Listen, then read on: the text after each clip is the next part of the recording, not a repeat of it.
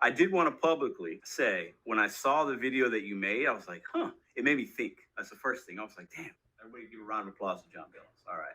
Give a round of applause in the chat. Can you hear me? Yes. Can you hear me? Okay. Yes, I can hear you. Fantastic. I appreciate you taking time out of this Labor Day weekend. I know you got a family, right? You got a little kid, don't you, baby? Yeah. Yeah, Yep. man. Congrats. How old is he or she? He is 18 months now. Oh, wow. So my daughters turned 2 in July, so they're pretty close in age, just a few months. Wow. So that's awesome. How was life as a dad? It's good. I love seeing all the little moments of him learning all the new things and stuff. But it does get tough. No, it's not supposed to be easy being a father, but it's awesome, man. Glad to hear it. So first off, congratulations on 1,000 subscribers, man. When did you hit it? What day did you hit that? I believe it was Monday of last week. Okay. And how was that? How'd you feel when that happened? It was awesome. I think that's the biggest milestone for any creator to hit, is that 1,000 subscribers is the hardest part to get. Yeah, I think you're right. I think some of us might get lucky and stuff, but like it's a grind to get to 1K. And what I've seen with other channels is you get there and then the subs will start to climb at a better rate than they were, let's say 6 months prior, right?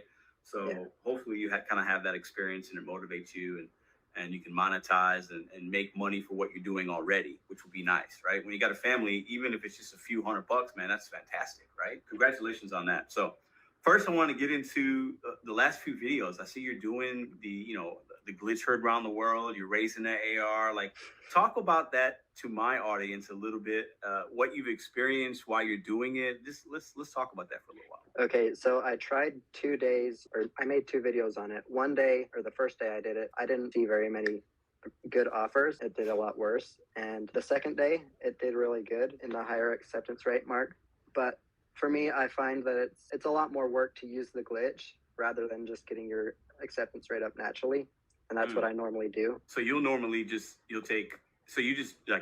might have a day where you're like, I'm going to take everything or everything that's reasonable. But you're saying when you tried the glitch, it was like more work. In what way? Like, describe that. Well, it's just more frustrating to have to get in the app, close the app. Like, it's just a lot more steps than what you normally have to do to decline the orders and stuff. Versus just hitting accept, decline, and whatever else. Yeah.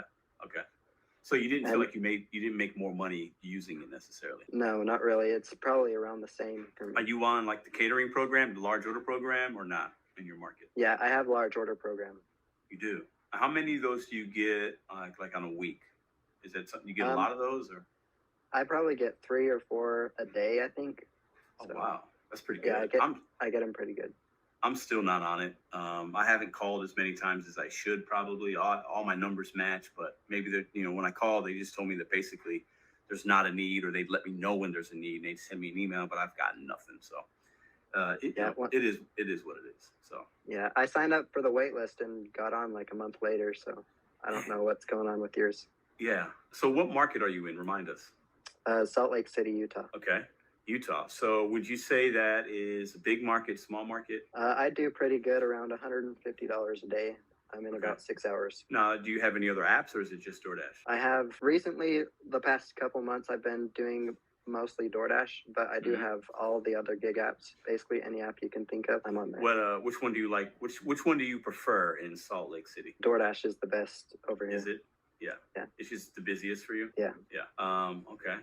Now, UDM is here, and I saw a live he did where he was like, what's going on with John and Pedro? And he's like, yeah, and he made it, he was really cool about it, right? And he didn't know you and I had a correspondence already on Instagram.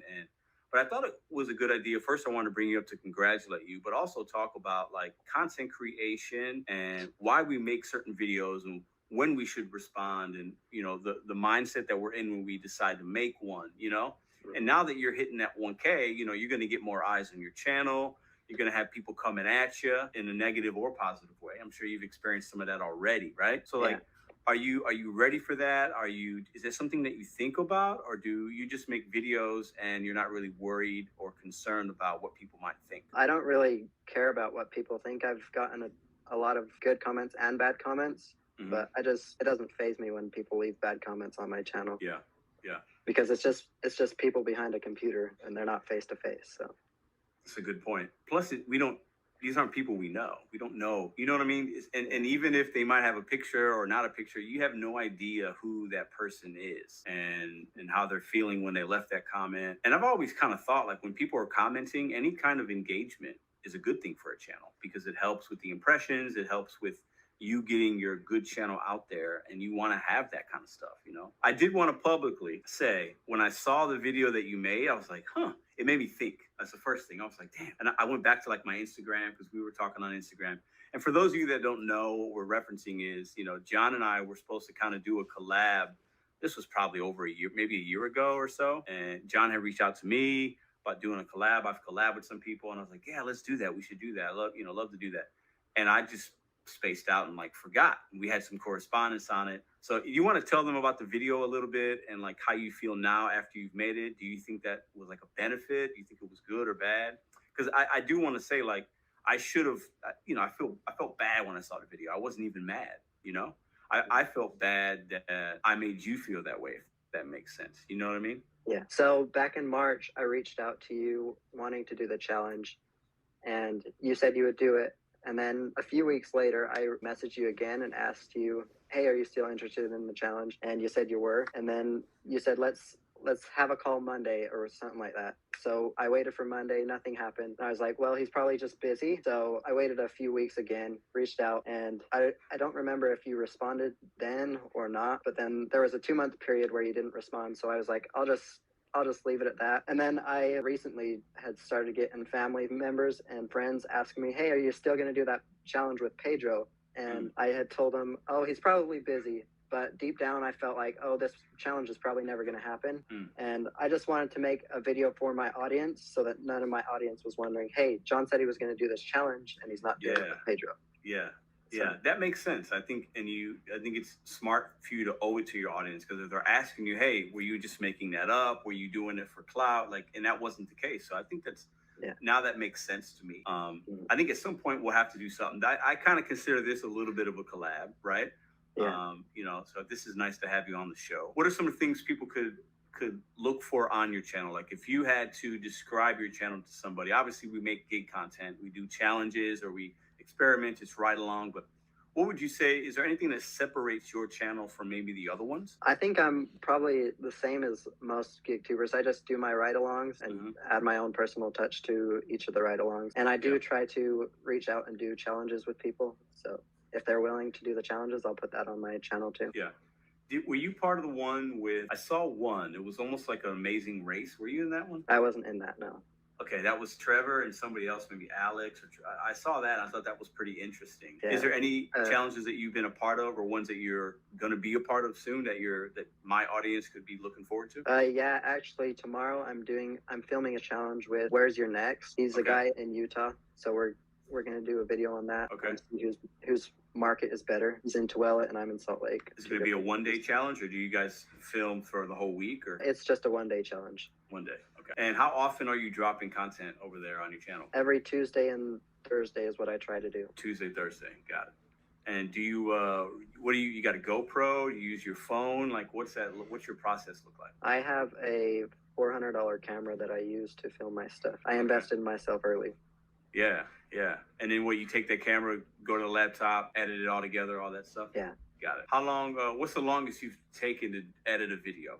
I've heard some stories where people are like crazy hours. Like, have you had that kind of experience or not? I think my challenge that I did with Welty was the longest one. That was about a 3 or 4 hour edit, I think. So Shout out to Welty. Welty's cool, man. He's doing some good things over there as well. I love the music, the raps he does. I think those are his best because they're funny, because he's got some good little bars in there and you can tell that he's really thinking about it, you know? So that's what's up. Yeah. That's what's up. All right. Anything else you'd like to say to the audience about anything you got coming up or anything like that? I would just like to say that video wasn't to put Pedro down. It did come out around the exact same time that all this glitch stuff was happening, and I did not mean to put it out at that same time. I just put it out when I was just in my feelings and put it out at that same time that everybody else was putting it out. Hey man, there's no hard feeling. I didn't, like I said, when I watched it, I wasn't mad. I was like, damn. It made me think. You know what I mean? I was like, yeah, I gotta, because I'm somebody that I don't want to ever like overcommit and underdeliver. And I feel like I definitely did that with you, right? I overcommitted to something and I didn't deliver on it. So that's on me. as a man. Like that's just 100% on me. So when I saw it, it reminded me of all that. And I was like, yeah, I should have handled that better. So publicly, I apologize for that. I got no ill will on the video at all. We've talked about it already, on Instagram. And I wish you the best of luck and congrats on 1K, man. All right. Thank you. All right. Talk to you soon, brother. All right, Mr. John Billings, go check him out. Go check him out. Go check him out. I wanted to also come on here and say, Dominic, you won the $50 giveaway from the 1,000 subscriber giveaway, but you haven't responded to me. So I will have to pick another giveaway winner in the next video. I'm sorry, you're not going to be getting that $50 giveaway. Anybody that does enter in future giveaways, please, please, please, if you're going to enter, be ready to get a response from me saying that you win. Because otherwise you're not going to be the winner.